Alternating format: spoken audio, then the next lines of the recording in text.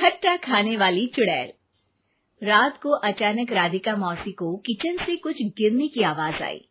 उन्होंने बाहर निकल के देखा तो किचन में उन्हें कोई सफेद साड़ी में दिखा। वो चीख पड़ी, हे भगवान, आलतू जलाल तू आई भला को टाल तू, आलतू जलाल तू आई भला को टाल तू। राधिका मौसी को चीखते सुनकर श्रवण बाहर आता है भागते हुए। अरे माँ, क्या हुआ? क्या देख लिया?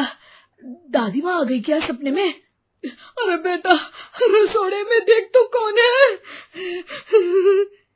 श्रवण रसोड़े में झांक कर देखता है और उसे कोई नहीं दिखता अंदर। अब रसोड़े में तो कोई नहीं है माँ। कोई सफेद साड़ी में नहीं है क्या? नहीं माँ, कोई भी नहीं है। चिल्लम चिल्ली की आवाज सुनकर काजल भी वहां आ जाती है। अब क्या हो गया माँ जी? अरे बेटा, रसोड़े में एक चुड़ैल थी सफेद साड़ी में। अरे क्या कर रही थी वो अंदर? अरे बताया नहीं, कल आएगी ना तो पूछ लूंगी। चुड़ैल जी, आपका क्या प्लान है? माँ जी, रात बहुत हो गई है, आपने कोई बुरा सपना देखा होगा, चलिए सो जाइए।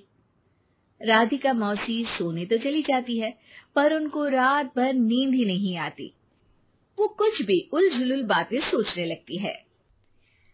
कहीं चुड़ैल की वजह से तो घर में टेंशन नहीं हो रहा, कहीं उसी की वजह से तो वो दादी नहीं बन पा रही। सुबह जब राधिका मौसी रसोड़े में छानबीन करती है तो पाती है कि नींबू का अचार गायब है। चुड़ैल नींबू का अचार ले गई, मुझे तो ठीक नहीं लग रहा कुछ। चुड़ैल को भी पता है कि जिंदगी का असली मजा तो खट्टे में ही है। राधिका मौसी झट से श्रवण को फोन कर देती है। बेटा, मुझे समस्या समझ में आ गई है, हमें एक तांत्रिक की जरूरत है। अरे क्या बोल रही हो माँ, तांत्रिक की क्या जरूरत है? आप पूजा पाठ तो कर ही रही हो ना।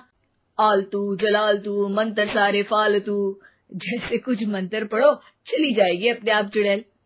अरे नहीं बेटा, कभी चुड़ैल को कम नहीं समझते। अरे तुझे पता भी नहीं चलेगा कि कभी वो छल करके काजल की जगह घर की बहू खुद बन जाएगी। क्या माँ, कुछ भी बोल रही हो? कहाँ काजल और कहाँ चुड़ैल? वैसे एक बात बताओ, काजल को अगर गाने के लिए बोल देना तो चुड़ैल काजल की आवाज सुनकर घर तो क्या, धरती लोग छोड़कर चली जाएगी। तुम ना पढ़े लिखे बच्चे हर चीज को मजाक समझते हो। तुम रहने दो, मैं खुद ही तांत्रिक को बुला लेती हूँ। अच्छा सुन, शाम को इमली लेके आना। क्या है कि चटनी खाए बहुत दिन हो गए है ना? नहीं माँ, इमली तांत्रिक से ही मंगवा लो ना, आटा वगैरह भी उसी से पिसवा लेना। देखो मुझे काम करना है। श्रवण रात को कई तरह की सब्जियों के साथ माँ के कहने पे चटनी के लिए इमली भी ले आया था, लेकिन राधिका मौसी के दिमाग में अलग ही फिल्म चल रही थी। उन्हें अब सिर्फ शक ही नहीं यकीन होने लगा था कि शायद चुड़ैल ने श्रवण पर अपना जाल बिछा दिया था, जिस वजह से श्रवण उनकी बात ही नहीं मान रहा था। पर कोई नहीं, आने वाली रात में राधिका मौसी खुद तैयार हो गई चुड़ैल को पकड़ने के लिए। रुद्राक्ष की माला, तुलसी का पत्ता, हनुमान चालीसा सब हाथ के पास ही था, बस चुड़ैल का इंतजार था। और जैसा राधिका मौसी ने सोचा था वैसा ही हुआ। वो चुड़ैल उस रात भी आई, पर वो राधिका मौसी से तेज निकली और राधिका मौसी के उससे पकड़ने के पहले ही वो भाग खड़ी हुई। जरूर बहू पे साया है उस चुड़ैल का, तभी तो श्रवण के कमरे में गई है। और अगली सुबह राधिका मौसी पिछली रात हुए हमले में किन चीजों का नुकसान हुआ उसका हिसाब लगा रही थी। उनके खेमे से एक आम के अचार की शीशी भी गायब हो चुकी थी, और वो इमली भी जो कल श्रवण लेकर आया था। राधिका मौसी इस बारे में सोच ही रही थी कि श्रवण जल्दी से रसोड़े में आकर दवाइयों की पोटली ढूंढने लगता है। अरे बेटा, क्या हो गया? अब माँ, वो काजल की तबीयत खराब है, बहुत घबराहट हो रही है उसे। हे भगवान, मैंने पहले ही कहा था कि तांत्रिक को बुला लेते हैं, पर नहीं, अब देखो उस चुड़ैल ने काजल को अपने वश में करना शुरू भी कर दिया है। हालांकि श्रवण भूतों में विश्वास नहीं करता था, पर अब वो भी डर जाता है। और राजी हो जाता है एक तांत्रिक को बुलाने के लिए। कुछ ही घंटों में तांत्रिक आ जाते हैं और राधिका मौसी तांत्रिक जी को सब बता देती है। घोर संकट, घनघोर संकट, चुड़ैल को मारू जोर चाकट, ओम भट स्वाहा खटखा के आहा। अरे ये क्या मंत्र है? मेरे खुद के ओरिजिनल मंत्र है, कल रात को ही लिखे हैं, अच्छे लगे तो दाद चाहूंगा। एक और मंत्र सुनो। अर्ज किया है आब्राकडाब्रा, दिल्ली बम्बई आगरा, चंदा मामा सोवरले सुरन मामू जारा। ये मंत्र है? अरे कोई 40 वालीसा पढ़ो ना। वक्त कम है, 40 नहीं पड़ेंगे, 20-25 में काम चलाना पड़ेगा।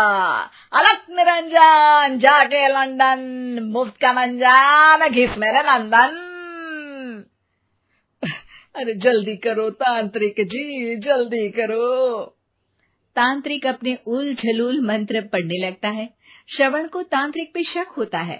वो अपने एक डॉक्टर दोस्त को कॉल कर देता है ताकि कोई अनहोनी हो तो इमरजेंसी में चीजें मैनेज हो जाए। तांत्रिक धुनी रमाता है, जिसकी वजह से कमरे में काफी धुआं हो जाता है और जिसकी वजह से बहू की घबराहट बढ़ जाती है। अब भागेगी चुड़ैल। हाँ। बहू खांसते हुए धुएं से बचने के लिए बाहर चली जाती है। अरे भाग रही है, भाग रही है। पीछे पीछे श्रवण भी जाता है। बहू एक सोफे पर बैठ जाती है। तभी डॉक्टर दोस्त आ जाते हैं और श्रवण को पानी लाने के लिए कहते हैं। थोड़े चेकअप के बाद डॉक्टर कहते हैं, मेरे हिसाब से जाप का काम पूरा हो गया है। क्या मतलब? अरे कुछ भी नहीं माँ, कोई चुड़ैल नहीं है, खुशखबरी है, अब दादी बनने वाली है। मगर वो सब अचार के डब्बे। श्रवण दोनों अचार के डब्बे अपनी माँ को दिखाता है, जो कि उनके बिस्तर के नीचे छुपे हुए थे। आपने सही बोला था माँ, वो चुड़ैल काजल ही थी जो खट्टा खा रही थी।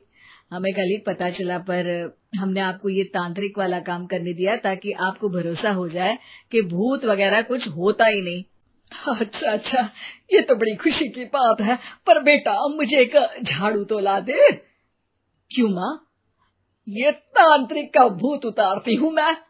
अब तांत्रिक राधा मौसी के डर से घर से भाग निकलता है और राधा मौसी उसके पीछे भागती है।